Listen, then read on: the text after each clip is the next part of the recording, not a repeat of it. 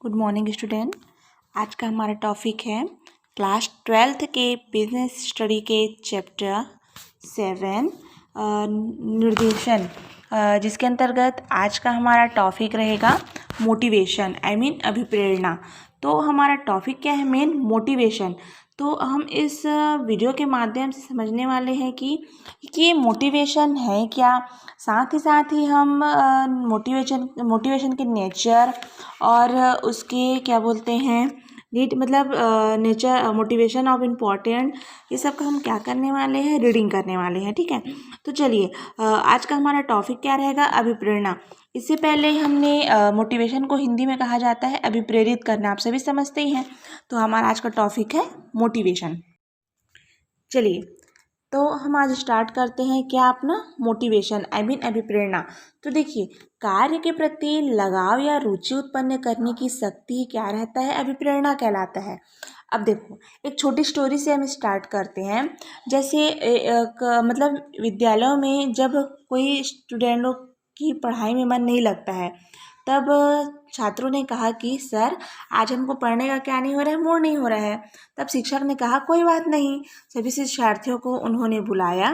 शिक्षक ने सभी विद्यार्थियों को एक स्टोरी सुनाई, उत्साहवर्धक किस्सा सुनाया। इतने में विद्यार्थियों ने कहा कि सर अब मूड फ्रेश हो गया, कृपया बताइए कि अभिप्रेरणा क्या है। तो चलिए हम लोग स्टार्ट करते हैं कि मोटिवेट है क्या। तो देखिए, प्रबंध की सफलता कर्मचारियों की कार्य क्षमता पर निर्भर रहती है। क्यों रहती है? क्योंकि कर्मचारियों की कार्य क्षमता उनकी व्यावसायिक योग्यता एवं कार्य करने की इच्छा पर ही निर्भर रहती है। जहाँ तक व्यावसायिक योग्यता का प्रश्न है, इसे कर्मचारियों की नियुक्ति एवं प्रशिक्षण द्वारा पूरा किया जा सकता है। किंतु कार्य करने की इच्छा पूर्णतः कर्मचारी पर ही निर्भर होती है, क्योंकि कार्य करने की इच्छा के अभाव में व्यावसायिक व अन्य योग्यता क्या हो जाती है? महत्वहीन हो जाती है। कहा गया है कि हम घोड़े को पानी तक ले जा सकते हैं, किंतु उसे पानी पीने के लिए विवश नहीं कर सकते। उसी प्रकार से कर्मचारियों में कार्य करने की इच्छा जागृत कर सकते हैं। उन्हें हम बनाए रखना हमारे लिए क्या रहता है? आवश्यक रहता है। इस हेतु उन्हें समय समय पर प्रेरित करते रहना चाहिए। उसे हम क्या कहते हैं? मोटिवेट कहते हैं। अर्थात सीखने का सिद्धांत प्रिंसिपल ऑफ लर्निंग, इसे हम प्रेरणा कहते हैं।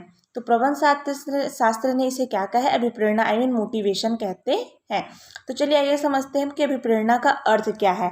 तो देखिए, अंग्रेजी भाषा के मोटिवेशन शब्द का मूल शब्द क्या होता है? मोटिव, MOTIVE, जिसे हिंदी में क्या कहते हैं? हम अभिप्रेरण कहते हैं। मोटिव को क्रिया के रूप में मोटिवेट कहा जाता है, जिसका शाब्दिक अर्थ इच्छा शक्ति को क्या करना है? जागृत करना है। इस प्रकार मोटिवेशन या अभिप्रेरणा से तात्पर्य इच्छा शक्ति को जागृत करना है या कार्य की ओर क्या करना है? आकर्षित करना है। इच्छा शक्ति को निरंतर जागृत करने की क्रिया को क्या कहते हैं? हम मोटिवेशन कहते हैं, अभिप्रेरणा कहते हैं। तो अन्य शब्दों में लक्ष्य प्राप्ति के लिए किए गए सभी प्रयत्नों को हम क्या कहते हैं? अभिप्रेरणा कहा जाता है। तो देखिए, ये क्या हो गया आपका? अभिप्रेरणा। अब आपको इसका परिभाषा पूछा जाता है कि अभिप्रेरणा का परिभाषा क्या है। तो देखिए, अभिप्रेरणा की परिभाषा से वैज्ञानिकों ने तो अपने अपने तरीके से अलग अलग सिद्ध किया है। लेकिन देखिए, सबसे पहले हम जानते हैं, तो देखिए आइए समझते हैं हम अभिप्रेरणा की परिभाषा डेल एस बीच के अनुसार। तो उन्होंने कहा है कि अभिप्रेरणा को एक लक्ष्य या पारितोषण प्राप्त करने की शक्ति की विस्तार की इच्छा के रूप में परिभाषित किया जा सकता है। ठीक है, उसी प्रकार से जूसियस एंड सिलेंडरे के अनुसार कहा गया है कि अभिप्रेरणा अभिप्रेरित कर कार्य लेने की क्या है? प्रक्रिया है, कहा है उन्होंने।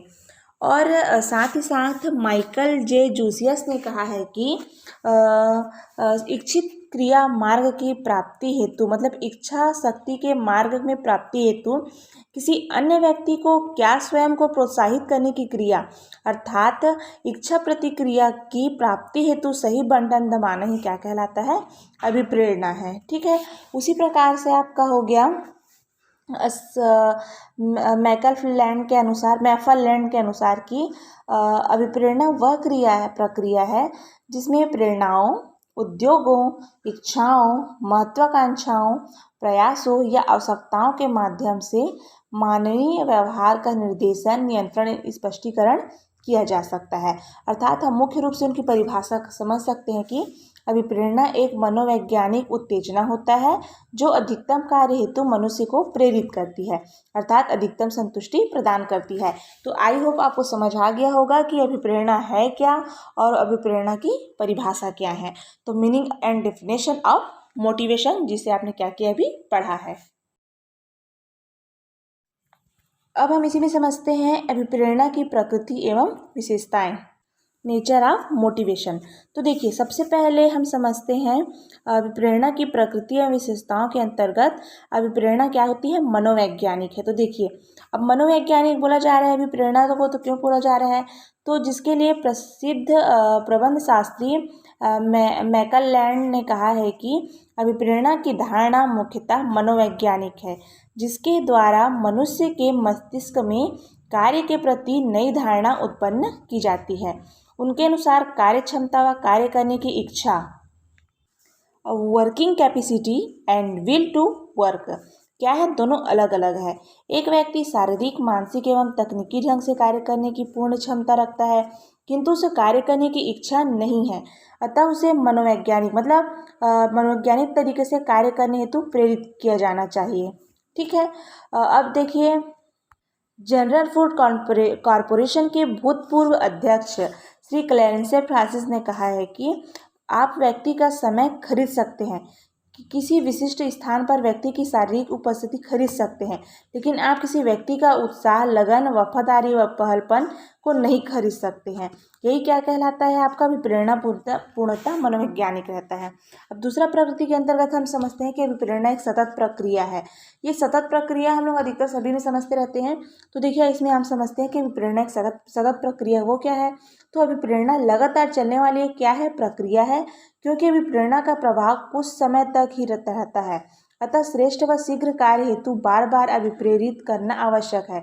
जैसे आपको बता सकती हूँ मैं कि बच्चों को पढ़ने के लिए प्रतिदिन प्रेरित किया जाना आवश्यक है। अभिप्रेरणा की प्रक्रिया कितने दिनों समय में हो, यह समय व कार्य की परिस्थिति, स्थिति और व्यक्ति की उम्र तथा स्वभाव पर निर्भर करती है। ठीक है। अब हमारा तीसरा है प्रकृति के अंतर्गत ही अभिप्रेरणा का संबंध किससे है, प्राकृतिक व्यक्ति से है। वो कैसे है, तो प्रेरणा का संबंध केवल प्राकृतिक मनुष्य से ही नहीं, बनावटी व्यक्ति से ही नहीं, हम कंपनी, फर्म या नगर पालिका से भी प्रेरित नहीं कर सकते, क्योंकि ये क्या है, निर्जीव है। हाँ, इनका अध्यक्ष या प्रबंधक जो व्यक्ति है उसे अभिप्रेरित अवश्य कर सकते हैं। और अब हमारा चौथा विशेषता है संपूर्ण व्यक्ति अभिप्रेरित होता है इससे। तो वो कैसे है, तो देखिए, अभिप्रेरणा से मनुष्य के संपूर्ण भाग को प्रभावित किया जा सकता है। यह संभव नहीं है कि व्यक्ति के किसी अंग जैसे नाक, कान, आँख या हाथ को ही प्रभावित किया जाए, चूँकि सभी अंगों का केंद्र बिंदु क्या होता है, मस्तिष्क होता है। अतः मस्तिष्क को ही प्रभावित किया जा सकता है, जिससे संपूर्ण व्यक्ति क्या हो सके, प्रभावित हो सके।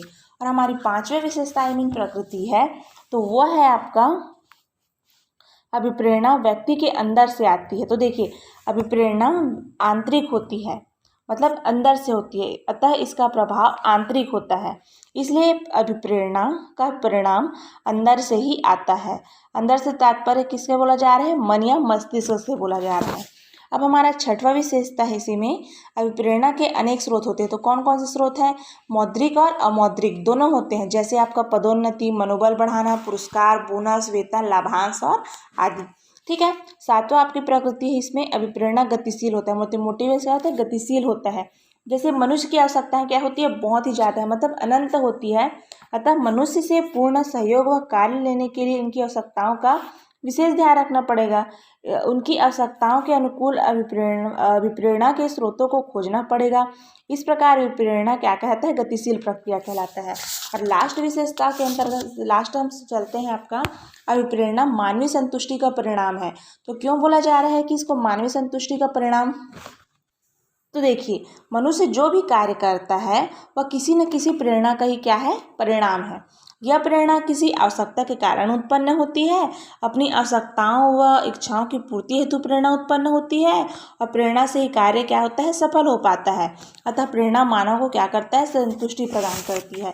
तो ये क्या समझा हमने, प्रेरणा की प्रकृति एवं विशेषता, जिसके अंतर्गत हमने मुख्य बातों को उठाया है। ऐसे तो बहुत सारी उनकी विशेषताएं हो सकती है, लेकिन मुख्य रूप से हमने उनके 8 प्रकार के जो मुख्य पॉइंट है हमारा, उसको मैंने आपको क्या किया है, अभी समझाया है कि अभिप्रेरणा I mean motivate of nature ये क्या है। ये क्या समझा हमने, अभिप्रेरणा की प्रकृति। अब हम समझते हैं अभिप्रेरणा की आवश्यकता एवं महत्व, I mean need and important of motivation. तो देखिए, अभिप्रेरणा उस समय कोई महत्व नहीं था, अभिप्रेरणा का उस समय कोई महत्व नहीं था जब व्यक्ति भय की स्थिति में कार्य करता था, और उस समय स्वयं की इच्छाओं का भी कोई महत्व नहीं था। किंतु समय के साथ साथ धीरे धीरे समय व परिस्थितियों में बदलाव आया और कर्मचारियों तथा मजदूरों के प्रति मानवीय दृष्टिकोण का क्या हुआ, जन्म हुआ, और वैज्ञानिक प्रबंध ने मानवीय दृष्टिकोण को काफ़ी महत्व भी दिया। इस व्यवस्था ने सेवा नियोजकों को उत्पादन में मनुष्य का अलग महत्व सिद्ध दिया, जिससे उत्पादन के अन्य साधनों की तुलना में मानव साधन का महत्व व दृष्टिकोण अलग हो गया। उस मनुष्य की इच्छा के विरुद्ध किसी भी कर्मचारी या श्रमिक का कार्य लेना क्या हो गया, संभव नहीं था, भले वह श्रमिक कितना भी कार्यकुशल क्यों न हो। ठीक है, अर्थात अभिप्रेरणा को प्रबंध का हृदय भी कहा जाता है। तो देखिए, इसकी आवश्यकता हमें क्यों पड़ती है, तो इसका हम समझते हैं। तो मानवीय संबंधों का विकास करने के लिए, तो वो कैसे, तो देखिए, किसी भी उपक्रम की सफलता, उपक्रम मतलब क्या हो गया, डिपार्टमेंट, ठीक है। तो किसी भी उपक्रम की सफलता इस बात पर बहुत कुछ निर्भर करती है कि उस डिपार्टमेंट के कर्मचारियों के आपसी संबंध तथा कर्मचारियों एवं नियोक्ता के बीच संबंध कैसे हैं, क्योंकि वैज्ञानिक प्रबंध के विकास के साथ साथ मानवीय संबंधों को भी विकसित करना आवश्यक समझा गया। इसलिए मनुष्य को सर्वप्रथम मानव फिर कर्मचारी के रूप में स्वीकार किया गया।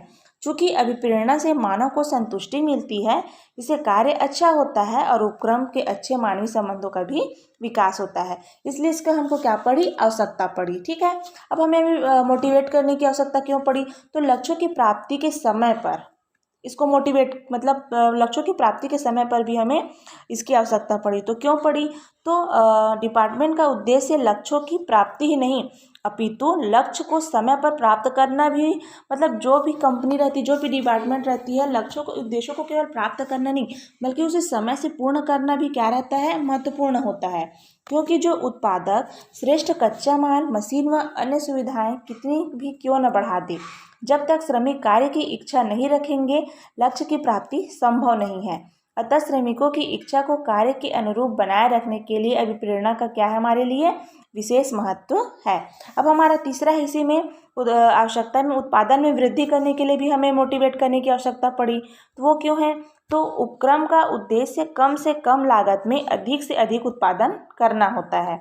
चूँकि उत्पादन पर ही विक्रय व फिर लाभ निर्भर रहता है, अतः श्रेष्ठ व अधिक उत्पादन के लिए आवश्यक है कि कर्मचारियों को अधिक कार्य करने के लिए क्या किया जाए, अभिप्रेरित किया जाए, जिससे उत्पादन में भी क्या वृद्धि हो और साथ ही साथ उस प्रबंध उस क्या है, उस डिपार्टमेंट में भी क्या हो, वृद्धि हो। अब हमारा चौथा है आवश्यकता के अंतर्गत है श्रेष्ठ संगठन के लिए। अब बोला जा रहा है कि श्रेष्ठ संगठन, तो देखिए श्रेष्ठ संगठन होता क्या है, ये समझते हैं हम। तो ये श्रेष्ठ संगठन बोला जा रहा है, तो किसी भी उपक्रम की सफलता का आधार क्या होता है, वहाँ के संगठन पर निर्भर रहता है। अतः संगठन मजबूत व श्रेष्ठ होना अति आवश्यक है। संगठन का महत्व अमेरिका के उद्योगपति एंड्रयू कार्गियो ने कथन से स्पष्ट है कि श्रेष्ठ संगठन की कल्पना हम मानव संतुष्टि से ही कर सकते हैं, और मानव संतुष्टि का बहुत बड़ा आधार क्या है, अभिप्रेरणा है। अतः श्रेष्ठ संगठन हेतु अभिप्रेरणा का विशेष महत्व है। ठीक है, अब हमारा पांचवा हिस्से में श्रम अनुपस्थिति में कमी। तो अब श्रम अनुपस्थिति में कमी बोला जा रहा है, तो वो क्या है, तो देखिए वर्तमान परिस्थितियों में श्रम अनुपस्थिति व श्रम परिवर्तन बहुत बड़ी समस्या बन गई है। क्यों, क्योंकि श्रम परिवर्तन से जहाँ जहाँ बार बार भर्ती की समस्या उत्पन्न होती है, वहाँ नए श्रमिकों को कार्य पद्धति का ज्ञान देने में समय व धन का भी क्या हो जाता है, खर्च हो जाता है, व्यय हो जाता है। हम श्रम अनुपस्थिति का प्रमुख कारण क्या है, निरसता है। ठीक है, अतः कार्य में लगन एवं उत्साह में परिवर्तन के लिए अभिप्रेरणाओं का विशेष योगदान रहा। अनेक उपक्रमों में प्रेरणाओं से श्रम अनुपस्थिति से में काफ़ी सुधार हुआ है। अब हमारा छठवां है इसमें कार्य के प्रति रुचि, मतलब इंटरेस्ट इन वर्क। तो ये क्या होता है, तो रुचि या इच्छा को दबाव या डर से जागृत नहीं किया जा सकता।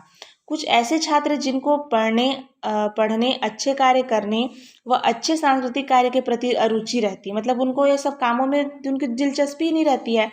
इस अरुचि के लिए पूर्णतः वे स्वयं जिम्मेदार नहीं है, क्योंकि अपितु सही मार्गदर्शिका व उचित प्रेरणाओं का अभाव जिम्मेदार रहा है। इसी प्रकार सभी अभिप्रेरणाओं के अभाव में कर्मचारियों के कार्य के प्रति अरुचि होने लगती है। अतः कार्य के प्रति रुचि व लगन बनाए रखने हेतु समय समय पर उन्हें क्या करना चाहिए, मोटिवेट करना बहुत आवश्यक हो जाता है। जैसे शिक्षक बिंदुओं को चाहिए कि वे अच्छे कार्यों के लिए छात्रों को क्या करें, अभिप्रेरित करें, क्योंकि अभिप्रेरणा ग्लूकोज के इंजेक्शन का कार्य करती है। ठीक है, एक एग्जाम्पल से मैं आपको बता दी। अब उसी प्रकार से हमारा सातवां महत्व के अंतर्गत है कर्मचारियों की आवश्यकता की संतुष्टि। तो देखिए, प्रगतिशील व आविष्कारी समय में प्रत्येक कर्मचारी की आवश्यकता क्या हो चुकी है, काफ़ी बढ़ चुकी है। जैसे आपका हो गया टेलीविज़न, रेफ्रिजरेटर व वाहन अन्य अनिवार्य आवश्यकता की श्रेणी में ही आ गए हैं। इसी के साथ साथ नए उपकरणों की खोज हो जाने से आवश्यकताओं में वृद्धि हो गई है। इन आवश्यकताओं की पूर्ति मौद्रिक प्रेरणा से ही संभव है। अब हमारा आठवां है कर्मचारियों की क्षमता का पूर्ण उपयोग। तो देखिए, कर्मचारियों की क्षमता का पूर्ण उपयोग बोला जा रहा है, तो मेरा ऐसा मानना है कि कर्मचारी की क्षमता का पूर्ण उपयोग बिना प्रेरणा के संभव ही नहीं है। क्यों नहीं है, तो कि कर्मचारी में जो भी क्षमता छिपी रहती है उसे बाहर लाकर पूर्ण सदुपयोग किया जाए, और इस हेतु समय समय पर कर्मचारी को क्या किया जाए, अभिप्रेरित किया जाए। अतः कर्मचारी की आवश्यकता व इच्छाओं को हमेशा ध्यान में रखना चाहिए और इसी के अनुरूप अभिप्रेरित करना चाहिए। देखिए, the complete utilization of personal ability is not possible without motivation. ठीक है, अतः बिना कर्मचारियों की क्षमता, मतलब कर्मचारियों में क्षमता रहती है, अतः कर्मचारियों की आवश्यकता इच्छाओं को हमेशा ध्यान में रखना चाहिए और उसी के अनुरूप क्या करना चाहिए, उन्हें अभिप्रेरित करना चाहिए। मैंने आपको दोबारा रिपीट इसलिए किया ताकि आप उसे समझ सके। अब देखिए, नौवां है आपका, इसी के अंतर्गत कर्मचारियों के मनोबल में वृद्धि हेतु भी उन्हें मोटिवेट करना बहुत आवश्यकता पड़ती है। हमें क्यों पड़ती है, तो कर्मचारियों का उच्च मनोबल क्या होता है, उत्तम संगठन का आईना है। अतः मजबूत संगठन व उपक्रम के विकास के लिए कर्मचारियों का मनोबल बढ़ाना क्या हो गया है, अत्यंत आवश्यक हो गया है। और मनोबल बढ़ाने के लिए जोशीले भाषण, सम्मान या प्रशंसा महत्वपूर्ण है। इस बार पराजित सेना को सेनापति ने कहा कि जिसे मैदान छोड़कर जाना है वो इस झंडे के ऊपर चलकर जा सकते हैं। कुछ समय पश्चात सारे सैनिक पूरे जोश व उल्लास से युद्ध करने लगे। वह पराजित सेना को विजय हासिल हुई। ठीक है, तो ये क्या हो गया, उनको मोटिवेट किया गया, इसलिए वो क्या हो गया, उसमें जो वो हारने वाले थे उसको उन्होंने जीत में बदल दिया। ठीक है, मतलब उनको वहाँ पे क्या किया गया, मोटिवेट किया गया। अब हमारा उसी में अन्य महत्व के अंतर्गत क्या क्या आता है, इसमें कर्मचारियों से शिक्षा से सहयोग लेने हेतु, नवीन एवं आधुनिक मशीनों के सफल संचालन हेतु, उद्योग में शांति व्यवस्था बनाए रखने हेतु, कर्मचारियों को आत्मनियंत्रण की प्रवृत्ति को बढ़ाने हेतु। तो आज का हमारा टॉपिक क्या था, अभिप्रेरणा था। अभिप्रेरणा, आई होप आपको अभिप्रेरणा समझ आ गया होगा कि मोटिवेशन है क्या। आने वाले वीडियो में अब हम समझेंगे इसी प्रेरणा के प्रकारों का हम क्या करने वाले हैं, पढ़ाई कर